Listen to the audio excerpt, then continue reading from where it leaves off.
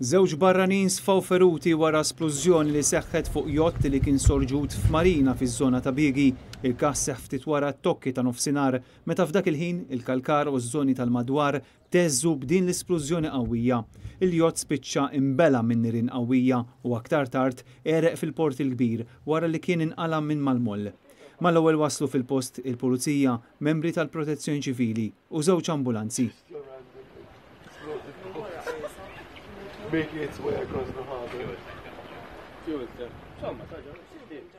Filmati li wasal għand Net News juri l-mument eżatt wara l-isplużjoni b'impjegati tal-Marina tal-Kalkara u ħaddiema ta' opri oħra tal-baħar jidhru jaħarbu mill-post.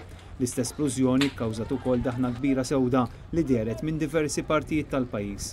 Net News ikkonferma li l-jott li fuqu seħħet din l-isplużjoni kellu jinħareġ il-barra mill-marina sabiex in-nirien ma jinfrexux fuq dajes oħrajn. Fil-fatt kien biss jott ieħor li sofra ħsarat. In-nirien ħadu aktar minn siegħa sabiex intfew grazzi għal numru ta' tugboats illi assistew. Iżda dan kien kollu għal xejn u s-super jott spiċċa jereq għal ħabta ta' siegħa u kwart ta' wara nofsinhar. Jidher li ħdejn il-jottijiet kien hemm 4 persuni barranin li 2 minnhom sfaw midruba bl-isplużjoni u ma jnataw l-ewwel għajnuna minn ambulanzi li waslu fil-post. Jirriżulta wkoll il-Pulizija qed tinterroga lil dawn il-barranin. L-investigazzjonijiet fil-fatt għadhom għaddejn.